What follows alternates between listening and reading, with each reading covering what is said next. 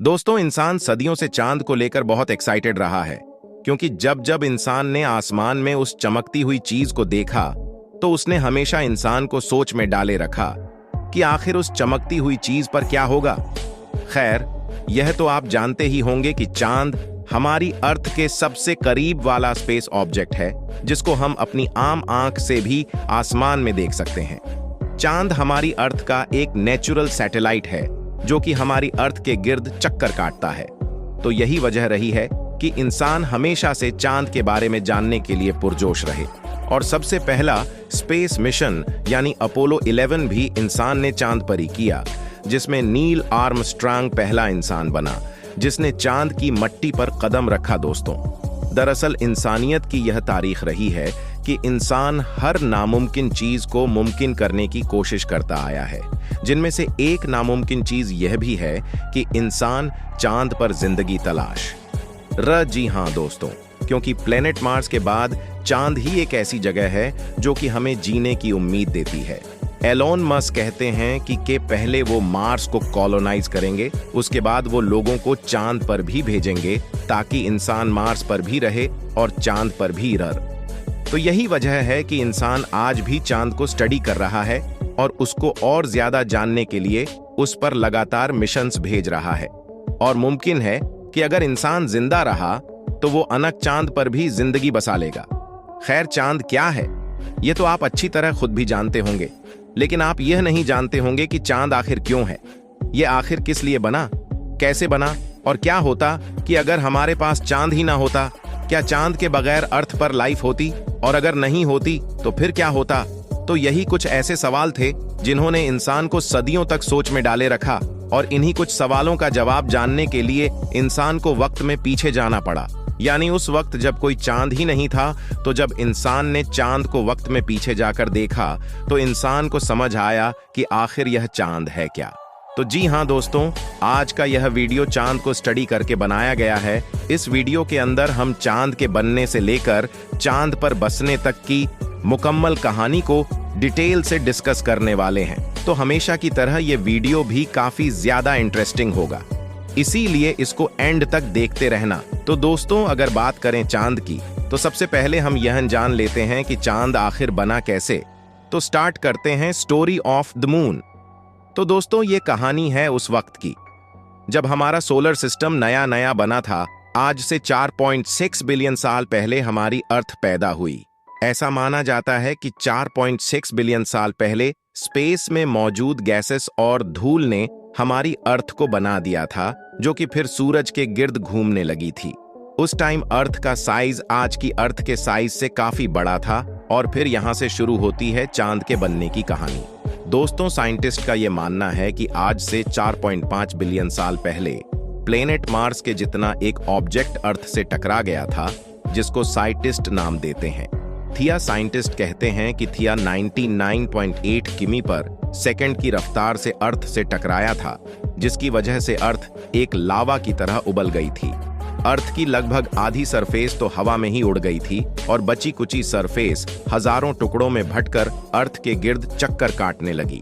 बाद में वो टुकड़े आपस में जुड़ने लगे, जिन्होंने अर्थ के गिर्द घूमने वाली एक नई दुनिया को जन्म दिया, जिसको हम आज चांद के नाम से जानते हैं। साइंटिस्ट कहते हैं कि जब चांद नया नया बना था तो यह बहुत ज्यादा गर्म था। वैसे तो चांद अर्थ से 35 लाख किलोमीटर से भी ज्यादा दूर है, लेकिन दोस्तों, उस वक्त चांद सिर्फ अर्थ से 22 किमी दूर था, जो कि अर्थ के इतना ज्यादा पास था कि अगर हम इसको देख लेते तो ऐसा लगता जैसे एक पिघली हुई दुनिया अर्थ के ऊपर मंडरा रही है। दोस्तों, उस टाइम हमारी अर्थ का एनवायरनमेंट बहुत ही खराब था, जो कि बिल्कुल भी जीने लायक नहीं था। हमारी अर्थ ऐसे थी जैसे कोई जहन्नुम हो, क्योंकि अर्थ पर लावा के बड़े बड़े समंदर थे जो कि ठंडा होने का इंतजार कर रहे थे। खैर, वक्त गुजरता गया और गुजरते वक्त के साथ साथ अर्थ और मून दोनों ठंडे होते गए। अर्थ जो पहले एक जहन्नुम थी, वो धीरे धीरे अपने ऊपर एक सॉलिड सरफेस को बनाने लगी। हमारे चांद पर भी सरफेस बन चुकी थी और हमारा चांद बिल्कुल साफ सुथरा था, यानी जैसे आज उस पर दाग धब्बे हैं, तो उस वक्त चांद पर कोई भी दाग धब्बे नहीं थे। अब सवाल यह है कि आखिर चांद पर यह दाग आए कैसे। तो दोस्तों हुआ कुछ यूं कि जब अर्थ और चांद ठंडे हो रहे थे तो उस वक्त एस्टेरॉयड और मीटर की बारिश होती थी, जिसको साइंटिस्ट नाम देते हैं LHB यानी लेट हैवी बमबर्ग मैंट LHB। एक ऐसा टाइम था जब हजारों मीटर्स आसमान से गिरते थे और अर्थ और मून से टकराते थे। ये एस्टेरॉयड्स कई मिलियन सालों तक अर्थ और चांद से टकराते रहे, जिसकी वजह से चांद पर दाग लगे और अर्थ पर लाइफ स्टार्ट हुई। जी हाँ दोस्तों, ऐसा माना जाता है कि आज से 4 बिलियन साल पहले जब चांद ठंडा हुआ तो चांद के साउथ पोल पर एक बहुत बड़ा इंपैक्ट हुआ, जिसकी वजह से चांद के साउथ पोल पर एक बहुत ही बड़ा गड्ढा बन गया। उसके बाद चांद पर लगातार ऐसे इंपैक्ट्स होते रहे, जिनकी वजह से चांद जो पहले बिल्कुल वाइट था उस पर दाग लगने लगे। वो जगह जगह से डार्क ग्रे कलर का होने लगा। चांद पर धब्बे बनते गए और चांद के उन धब्बों को साइंटिस्ट नाम देते हैं मारिया। दोस्तों, मारिया के बनने के भी कुछ मिलियन सालों के बाद चांद पर फिर से इंपैक्ट्स होने लगे, लेकिन ये इंपैक्ट्स पहले वाले इंपैक्ट से काफी छोटे थे, जिनकी वजह से चांद पर बहुत सारे छोटे छोटे गड्ढे बनते गए। ऐसे ही दोस्तों, अगर अर्थ की बात करें तो आज से 4 बिलियन साल पहले आसमान से मीटर्स की बारिश होती थी। वो मीटर्स वैसे तो अर्थ पर तबाही मचाते थे, लेकिन वह अपने साथ एक बहुत ही खास चीज लाया करते थे, और वह खास चीज थी पानी। जी हाँ दोस्तों, अर्थ पर शुरू से पानी नहीं था, बल्कि वो एस्टेरॉयड्स और मीटर्स जो अर्थ पर गिरते थे अपने साथ पानी की एक छोटी सी अमाउंट को लाया करते थे। यह मीटर्स कई मिलियन सालों तक अर्थ पर बरसते रहे, जिनकी वजह से अर्थ पर पानी जमा होना शुरू हुआ, जो कि अर्थ पर लाइफ स्टार्ट होने की वजह बना। अर्थ जो पहले एक जहन्नुम थी, वह धीरे धीरे अपने ऊपर एक एटमॉस्फेयर को जन्म देने लगी, क्योंकि अर्थ पर समंदर बन रहे थे जो कि इवेपोरेशन करने लगे। तो इन सब के चलते अर्थ को एक सूटेबल एनवायरनमेंट मिला जो जिंदगी के लिए जरूरी था। अब दोस्तों, ये तो हो गई बात चांद के बनने की और अर्थ पर लाइफ स्टार्ट होने की। तो अब हम बात कर लेते हैं चांद के कुछ साइंटिफिक फैक्ट्स के बारे में, जो कि साइंटिस्ट ने हाल ही में डिस्कवर किए। तो ज्यादा टाइम नहीं लेते और वीडियो को कंटिन्यू करते हैं। Number 1, shape of the moon. दोस्तों, चांद जो हमें एक बॉल की तरह दिखाई देता है, यह असल में एक अंडे के जैसा दिखता है, ठीक ऐसे ही जैसे हमारी अर्थ है। क्योंकि दोस्तों, हमारी अर्थ की शेप भी बिल्कुल राउंड नहीं, बल्कि ऑलेट शेप है, जैसे कि एक ऐसी बॉल जिस पर किसी ने पांव रख दिया हो। इसी तरह दोस्तों, पूरा चांद कभी भी हमेशा एक साइज का नहीं होता। ये कभी छोटा नजर आता है तो कभी बहुत बड़ा नजर आता है। दोस्तों, जब चांद अपने अपोजी यानी अर्थ से सबसे दूर वाले पॉइंट पर होता है तो ये काफी छोटा दिखाई देता है, लेकिन वहीं अगर चांद अपने प्रायोजन अर्थ के सबसे नजदीक वाले पॉइंट पर होता है तो यह काफी बड़ा दिखाई देता है। दोस्तों, जब चांद अर्थ से दूर होता है तो अर्थ पर मौसम काफी अच्छा रहता है और समुद्रों में छोटी छोटी लहरें पैदा होती हैं। लेकिन जब चांद अर्थ से सबसे करीब वाले पॉइंट पर आ जाता है तो अर्थ का मौसम बिगड़ने लगता है और समुद्रों में लंबी लंबी लहरें पैदा होती हैं। कहते हैं कि चांद जितना ज्यादा अर्थ के करीब आएगा, अर्थ के समुद्रों में उतने ही बड़े तूफान आएंगे। और ऐसा क्यों होता है, यह हम वीडियो में आगे चलकर जानेंगे। Number 2, distance of moon.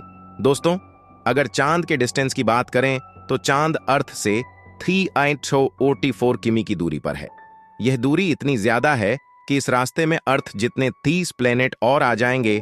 अगर हम पैदल चलें और बिना रुके ही इस डिस्टेंस को कवर करें तो हमें चांद तक पहुंचने में 95 साल लग जाएंगे। ऐसे ही अगर हम बीच बीच में रुककर रेस्ट करें और डेली सिर्फ 14 घंटे ही पैदल चलें तो हमें चांद तक पहुंचने में 14 साल लग जाएंगे। इसी तरह एक कार हमें 130 दिन तक यानी लगभग 45 महीने में चांद पर पहुंचा देगी। और अगर बात करें एक रॉकेट की तो एक रॉकेट हमें सिर्फ 13 घंटे में ही चांद पर पहुंचा सकता है।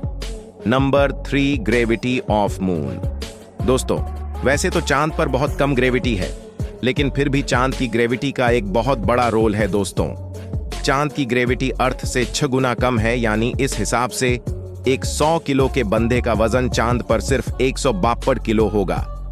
तो अब सवाल यह है कि चांद की ग्रेविटी का आखिर क्या रोल है। दोस्तों, चांद की ग्रेविटी की वजह से ही हमारे समुद्रों में लहरें पैदा होती हैं।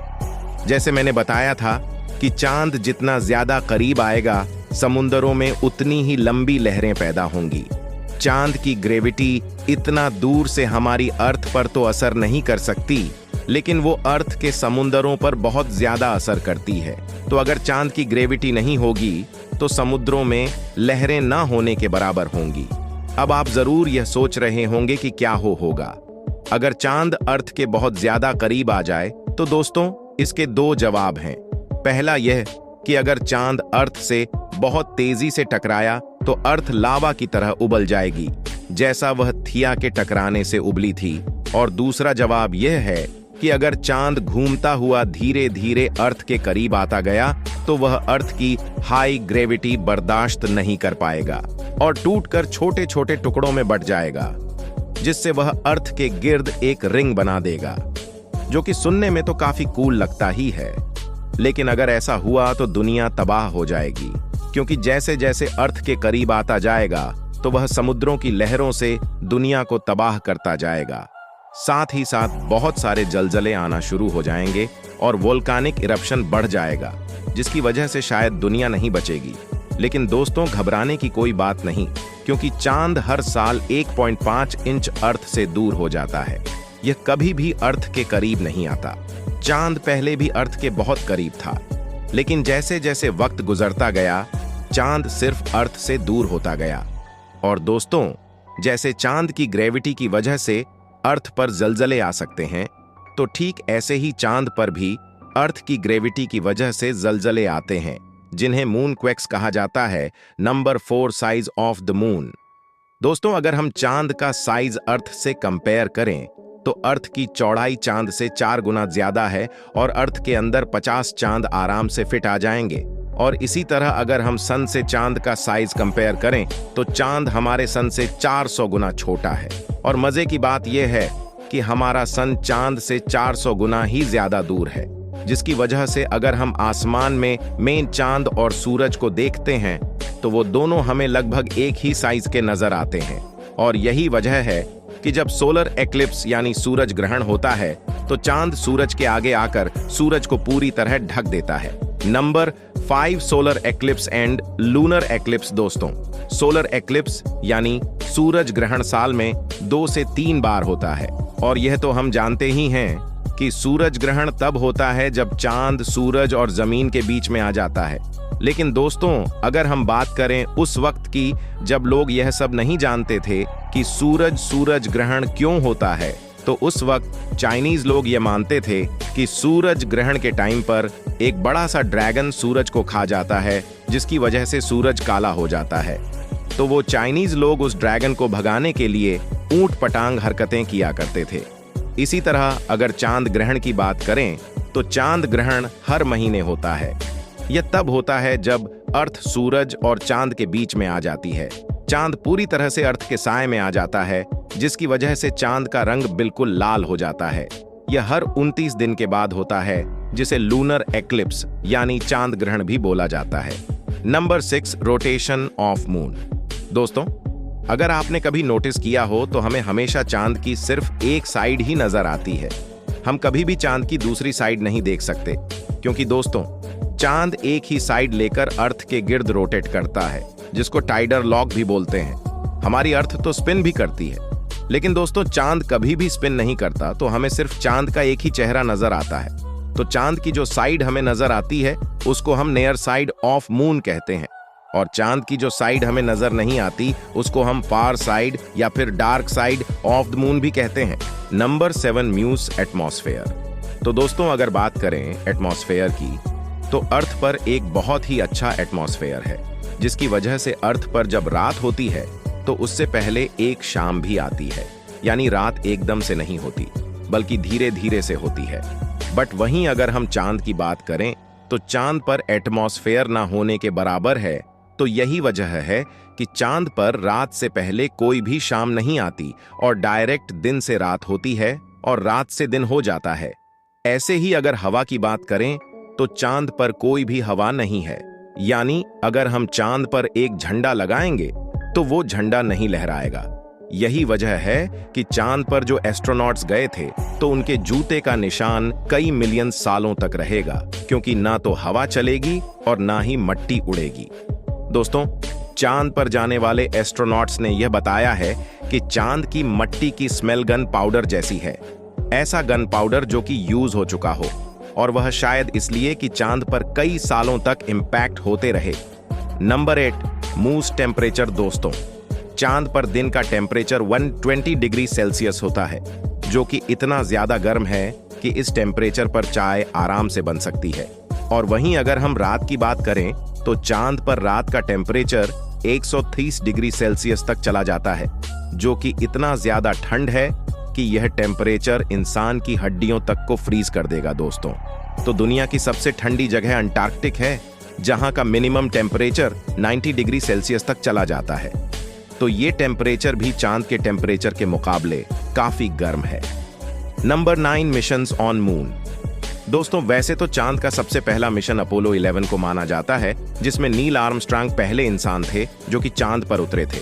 बट दोस्तों, मजे की बात यह है कि अपोलो 11 पहला मिशन नहीं था जो कि चांद पर भेजा गया। अपोलो 11 को शायद पहला मिशन इसलिए बोला जाता है क्योंकि इस मिशन में इंसान भी थे। इससे पहले चांद पर जितने भी मिशंस भेजे गए तो उनमें इंसान नहीं थे, जिनमें ज्यादातर मिशंस सोवियत यूनियन के जरिए भेजे गए थे। दोस्तों, 1959 में सोवियत यूनियन ने चांद पर अपना पहला मिशन भेजा, जिसका नाम था लना 1, जो कि एक फ्लाई बाय मिशन था। इस मिशन में एक स्पेसक्राफ्ट लना 1 को चांद के पास से फ्लाई बाय करके जाना था। लेकिन दोस्तों, जैसे ही वह स्पेसक्राफ्ट चांद के पास से फ्लाई बाय करके जाता है तो उससे कम्युनिकेशन टूट गया था। लेकिन फिर भी इसको एक सक्सेसफुल मिशन समझा गया, क्योंकि तब तक लूना 1 चांद की बहुत सारी इंफॉर्मेशन कैप्चर कर चुका था।